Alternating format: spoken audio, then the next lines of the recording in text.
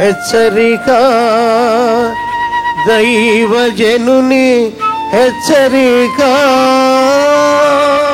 బరబ్బాను విడుదల చేసి యేసును కొరడాలతో కొట్టించి సిలువ వేయుటకు అప్పగించను. కొరడాలతో కొట్టించారు. కొరడా శిక్ష అనేది ఆ రోజుల్లో రోమన్స్ యొక్క శిక్ష.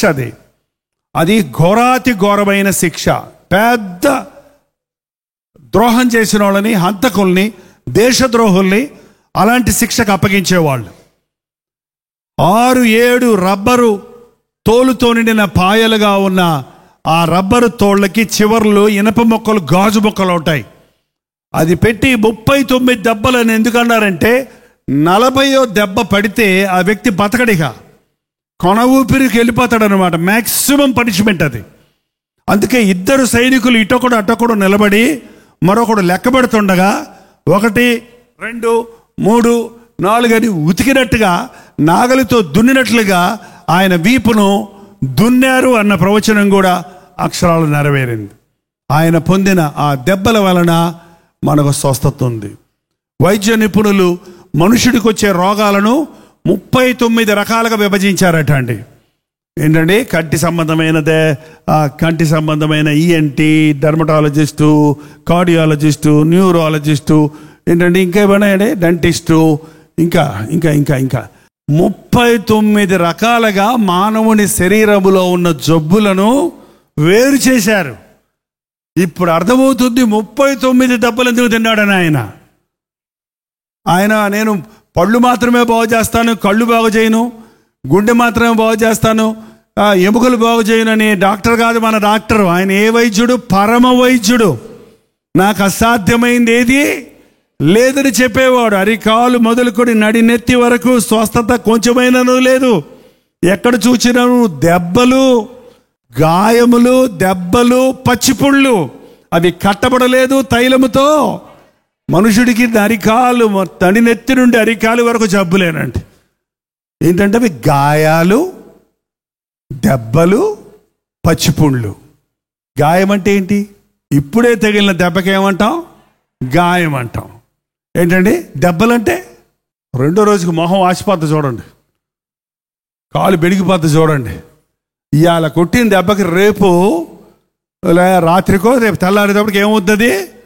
వాసిపోతుంది లోపల. ఇంటర్నల్ దెబ్బ. దాని ప్రతిఫలం 2-3 రోజులు తెలుస్తుంది.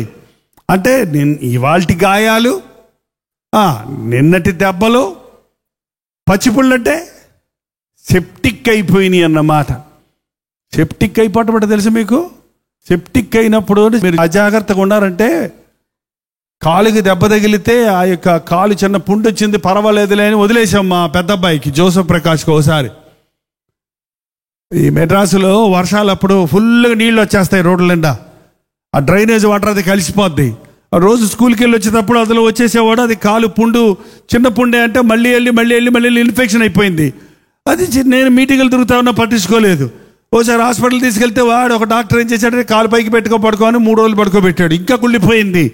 ఆ తర్వాత అసలైన డాక్టర్ దగ్గర తీసుకెళ్తే మొత్తం సెప్టిక్ అయిపోయింది. ఇదంతా కట్ చేసి దేవి తీసేయాలి దాన్ని. మళ్ళీ వేరే చర్మం తొడలో నుంచి తీసి అక్కడేసి ప్యాచ్ వేసి కొట్టాలి అని చెప్పాడు. ఇంకో 2 రోజులు ఆలస్యమంటే మొత్తం కాలే కట్ చేయాలన్నాడు అండి. సెప్టిక్ అవటం అంటే ఏంటి? వదిలిపెట్టావంటే ఆ రోగం పైకి వచ్చేస్తుంది, మొత్తం నీ శరీరాన్ని తినేస్తుంది. గాయములు, దెబ్బలు, పచ్చిపుళ్ళు అంటే అవి కట్టబడలేదు. అంటే కొందరి జీవితాల్లో ఇవాళ చేసిన తప్పులు, వాటి వల్ల పర్యవసనం, ఇంతకుముందు చేసిన తప్పులు, వాటి యొక్క పర్యవసనం, అంతకుముందు సంవత్సరాల తరబడి ఉన్న పాపం కుళ్ళిపోతూ ఉంది.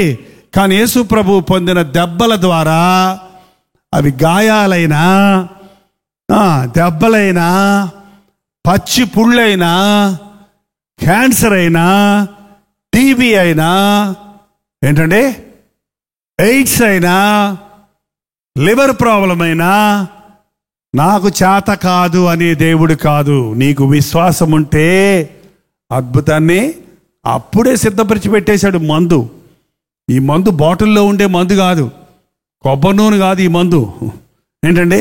విశ్వాసము. ఆయన పొందిన దెబ్బల వలన నాకు స్వస్థత ఉంది అని నువ్వే దాన్ని క్లెయిమ్ చేయాలి. దాన్ని ఆ విషయాన్ని నమ్మాలి. నువ్వు నాకు నమ్మకం ఉంది, నా ప్రభువు పొందాడు, నా శిక్షను భరించాడు అని నమ్మాలి. అది ముందుగానే ప్రవచించబడింది యెషయా గ్రంథంలో. యేసుక్రీస్తు శరీరములో అవి నెరవేరింది. ఈరోజు అది మన జీవితాల్లో ఫలిస్తుంది. ఆయన పొందిన దెబ్బల ద్వారా మనకు స్వస్థత. మన అతిక్రమల నిమిత్తమై ఆయన గాయపరచబడను, మన దోషముల నిమిత్తమై ఆయన నలుగుగొట్టబడను, మన సమాధానకరమైన అర్థమైన శిక్ష ఆయన మీద పడను. అతడు పొందిన దెబ్బల వలన మనకు స్వస్థత కలుగుచున్నది. హల్లెలూయా. లేచి నిలబడి ప్రార్థన చేసుకుందాం. కొద్ది నిమిషాల్లో మనం వెళ్ళిపోతున్నాం. ఇది చాలా ప్రశస్తమైన సమయం. మనం నోరు తెరిచి ఒక్కసారి ప్రార్థన చేద్దాం. నా ప్రభువా, యేసు ప్రభువా, నా కొరకు మరణించిన దేవా, నన్ను మృతులలో నుండి లేపుటకు సజీవుడైన క్రీస్తు, నిత్య జీవం ఇచ్చినట్లుగా పరలోక రాజ్యములకు చేర్చినట్లుగా శిలువ యాగము చేసిన యేసయ్య నీకు వందనాలని మనస్ఫూర్తిగా ఒక మాట చెబుదాం. ప్రార్థన. పరిశుద్ధుడా, ప్రేమగల తండ్రి, ఒక్కసారి మమ్మల్ని చూడు నాయన. ఎంత గొప్ప శిలువ యాగాన్ని నీవు మా కొరకు చేశావు.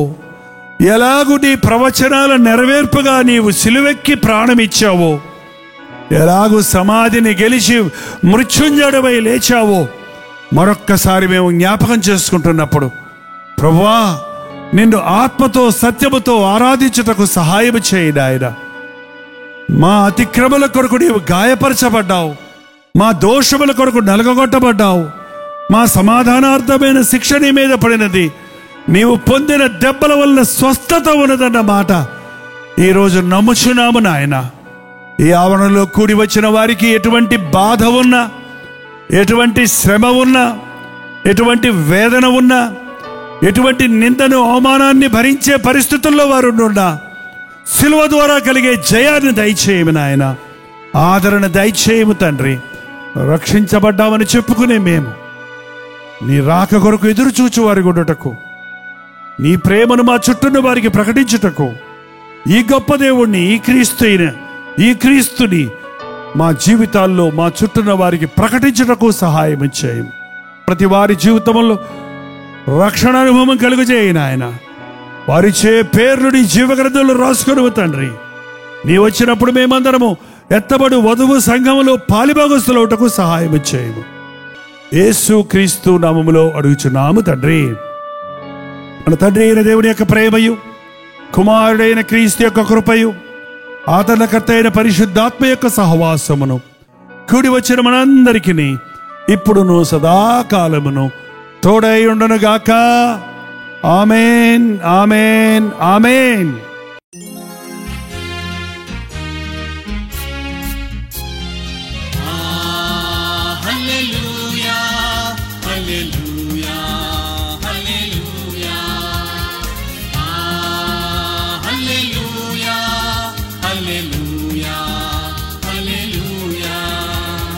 కలువరి ప్రేమే మధురం, కలువరి ప్రేమే మధురం, కలువరి ప్రేమే మధురం, కలువరి ప్రేమే మధురం.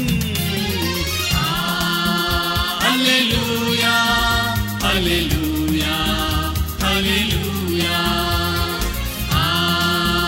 హల్లెలూయా, హల్లెలూయా, హల్లెలూయా.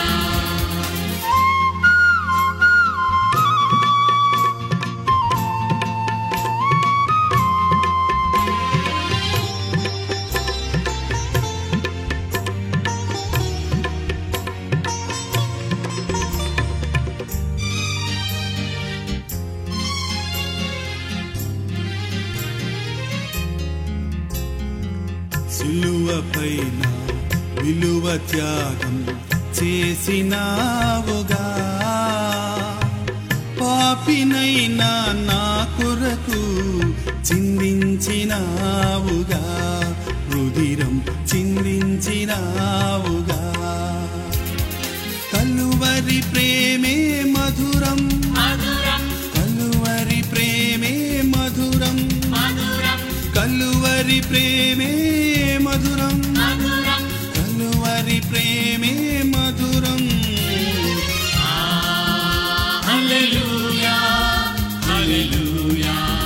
హల్లెలూయా హల్లెలూయా హల్లెలూయా హల్లెలూయా